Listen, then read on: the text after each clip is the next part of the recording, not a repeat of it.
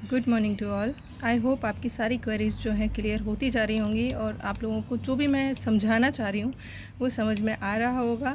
Again पूरा video देख लीजिएगा क्योंकि अगेन आपके जो भी 2-3 क्वेरीज़ हैं और इम्पोर्टेंट क्वेरीज़ हैं जिनका वीडियो मैंने पिछले दिनों में शेयर किया है उन्हीं के आंसर हैं, तो प्लीज़ पूरा वीडियो ज़रूर देख लीजिएगा।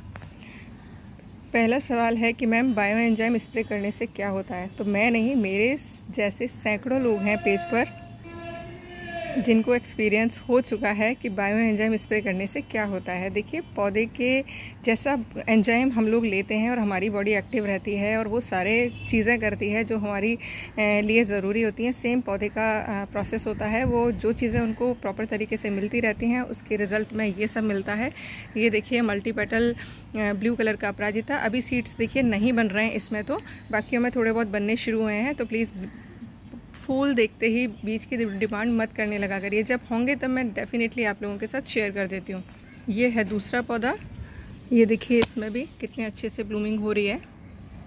और ये सब मैं आप लोगों को इसलिए दिखाती हूँ कि शायद इसी को देखकर आपको समझ आ जाए कि मैं जो आपके साथ शेयर कर रही हूँ 100% वर्क कर रहा है। तो प्लीज़ एक तो बायो एंजाइम सारे बना के रख लीजिएगा, कड़वा मीठा खट्टा तीनों ही बहुत ज़रूरी हैं क्योंकि तीनों ही अलग अलग फंक्शन करते हैं। मैंने कल परसों ही वीडियो शेयर किया है कि कब कौन सा डालना होता है, तो प्लीज़ देख लीजिएगा। कई लोग हैं जो ये कहते हैं कि मैम आपके वीडियोस हमें मिलते नहीं हैं पुराने, तो देखिए मेरा जो यूट्यूब चैनल है मिट्टी की खुशबू विद सोनम, वहाँ पर भी सारे वीडियोस हैं। इंस्टाग्राम पर भी अब तो मैंने लिंक कर दिया है अपने फेसबुक पेज को, तो मैं जो भी यहाँ पर वीडियो डाल रही हूँ डिटेल वाला वो इंस्टाग्राम पर भी शो हो रहा है। सोनम क्रिएशंस 11 करके है वहाँ पर मेरा आईडी, और मैं अक्सर उसके रील्स वगैरह डालती रहती हूँ पेज पे, तो आप उसे फॉलो कर सकते हैं, तो वहाँ पर भी आपको मिल जाएंगे। बाकी आप लोग कमेंट बॉक्स में जो पूछते हैं और जिनके आंसर्स मैं दे पाती हूँ टाइमली, तो मैं दे ही देती हूँ।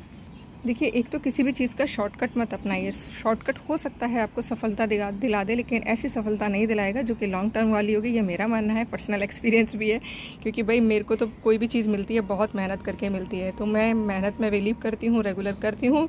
इतने सालों से आप लोगों के साथ वीडियो शेयर इसीलिए कर रही हूँ कि चंद लोग भी केमिकल फ्री गार्डनिंग शुरू कर दें तो यकीनन मिट्टी के लिए अच्छा कर पाएंगे, प्रकृति के लिए अच्छा कर पाएंगे। अब मुझे पता है कुछ लोगों का सवाल आएगा, मैम हमारे पास बायो एंजाइम नहीं है तो क्या करें। तो आप इंस्टेंट लिक्विड बनाइए, 3-4 दिन उसे गुड़ डाल के रखिए और उसके बाद उसे यूज़ कर लीजिए। हो सकता है वो उतना इफ़ेक्टिव ना हो, लेकिन हाँ 50% काम कर जाएगा, तो वो काम भी कर सकते हैं आप। मैंने आज पूरे पौधों पर बायो एंजाइम स्प्रे किया है, जिसमें सारे ही पौधे शामिल हैं। कल किसी का सवाल था कि मैम सब पे करना है, बिल्कुल सब पर करना है, क्योंकि कीट पतंगों जिस वैरायटी के पौधे पर जो कीट पतंगा आएगा वो आएगा ही, तो सब पर करना है। आपके पास cactus, succulent, adenium, fruits, vegetables, ornamental सारे ही प्लांट्स पे करना है, तो मैंने सारे ही प्लांट्स पे किया है। और मेरा जुगाड़ आपको पता है कि मैंने एक कप के अंदर होल्स किए हुए हैं, वो भी, और या मैं तो मग्गे से ही पूरे पौधों पर फैला देती हूँ। पौधों को निलाना है बेसिकली हमें, पत्तों अब नीचे तो नहीं नहाते हैं, रस चूसक कीट लगते हैं मेरे यहाँ भी, लेकिन मैं उसके लिए मिट्टी का स्प्रे कर देती हूँ। और जब मिट्टी की पौधे की जड़ों में एंजाइम चला जाता है ना कड़वा वाला, तो नेचुरल है, जो खाते हैं हम वो हमारा शरीर पूरा लेता है। कभी करेला या नीम की पत्तियां पानी में बॉईल करके पैर डाल के देख लीजिएगा, आपके मुंह के अंदर तक टेस्ट आ जाएगा। ये ही सेम चीज़ पौधों में होती है कि जो चीज़ हम मिट्टी में डाल रहे होते हैं उसका टेस्ट ऊपर तक पत्तियों तक आ जाता है, तो कीट पतंगे आसानी से नहीं आते। यही रीज़न है मेरे पौधे जो हैं थोड़े बहुत हेल्दी रहते हैं, मतलब टचवुड अच्छे हेल्दी रहते हैं। नेक्स्ट सवाल है कि मैम आपने लिक्विड फर्टिलाइज़र जो बताया था ग्रीन वेस्ट का, तो उसको कैसे यूज़ करना है। इसको देखिए हम 6 महीने तक स्टोर करके रख सकते हैं। ये मैंने एक बड़ा सा बकेट है, इसके अंदर भिगोया था जो भी गार्डन वेस्ट था, खरपतवार थे या जो पौधों की मैंने प्रूनिंग की थी वो शेयर किया था जिस दिन मैंने आपको, उसका लिंक भी मैं कमेंट बॉक्स में दे दूँगी, ज़रूर देख लीजिएगा कैसे बनाना है। सारा लिक्विड पानी में भर के रख दिया जाए, और ये बारिश का पानी था, तो देखिए डिकम्पोजिशन कितना अच्छे से हो गया है, आप देख पा रहे होंगे। बिल्कुल इसकी सिर्फ स्टेम रह गई हैं, क्योंकि स्टेम्स को डिकम्पोज होने में थोड़ा सा टाइम लगेगा।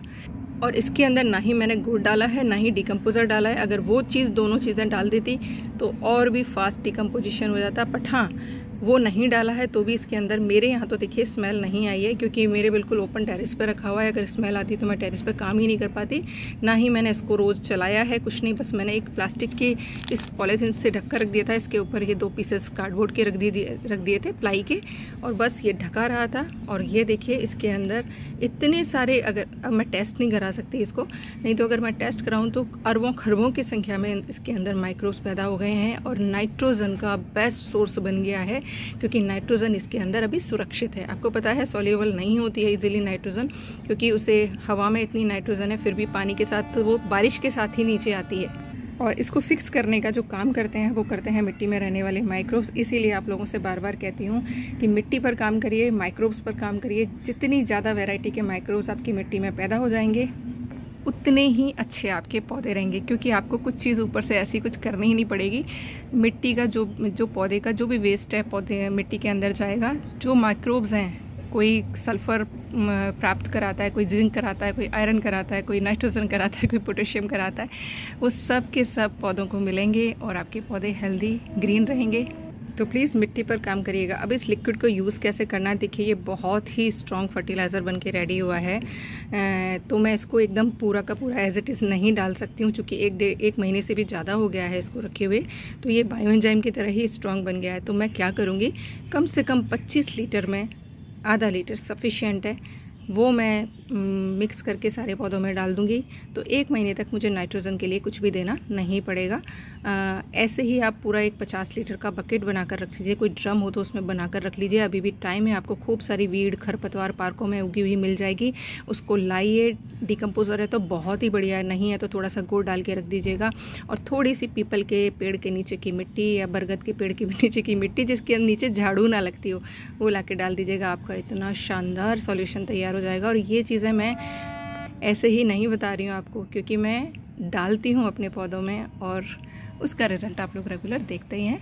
तो आई होप जिनकी भी क्वेरी थी कि कैसे डालना है समझ आ गया होगा। 50 लीटर में सिर्फ आप 25 लीटर की बकेट जैसे है तो आप हाफ़ ही डालिएगा, ज़्यादा मत डालिएगा। कम डालेंगे तो देखिए नुकसान कुछ भी नहीं होगा, ज़्यादा डाल देते हो।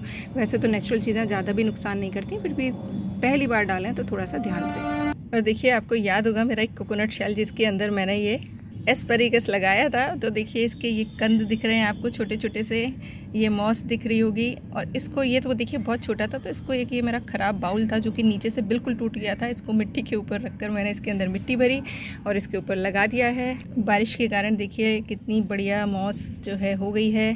एक शेयर किया था ये 2 बार बंदरों ने पूरा मिट्टी सहित बाहर उल्टा दिया, क्योंकि इसके जो पौधे थे वो तो बंदरों ने ख़राब ही कर दिए, लेकिन फिर भी मैं बार बार इसको सेट करती रही। और अब देखिए फिर से इस पर जो है मॉस बारिश की वजह से अपीयर हो गई है पूरी, यानी सेट हो गई है। अब इसको बिल्कुल शेड एरिया में रखूँगी जहाँ पर सिर्फ इसको रोशनी मिलेगी लेकिन धूप नहीं मिलेगी, और लगातार इसको गीला रखूँगी। तो ये एक मॉस का बाउल मेरा रेडी हो गया। एक बास्केट प्लांट का बताया था रख दीजिए कहीं, ये देखिए रखा था इसको, अब मैं इसको खींच रही हूँ। ये नहीं खींच रहा है क्योंकि इसकी रूट्स अंदर तक जा चुकी हैं। और सिर्फ देखिए अभी तक आप देख पा रहे होंगे, ये सिर्फ मैंने किस टाइम जो है रखी थी। अब मैं निकाल के भी आपको दिखा देती हूँ।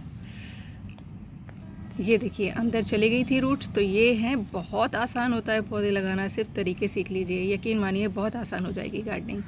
वीडियो भाई बहुत लंबा हो गया, जिन्होंने देखा है उनका दिल से बहुत शुक्रिया। शेयर कर सकते हैं तो ज़रूर करिएगा, क्योंकि बहुत ही इंपॉर्टेंट मैसेजेस हैं जो कि केमिकल फ्री गार्डनिंग करने वालों के लिए ज़रूरी हैं। Once again thank you.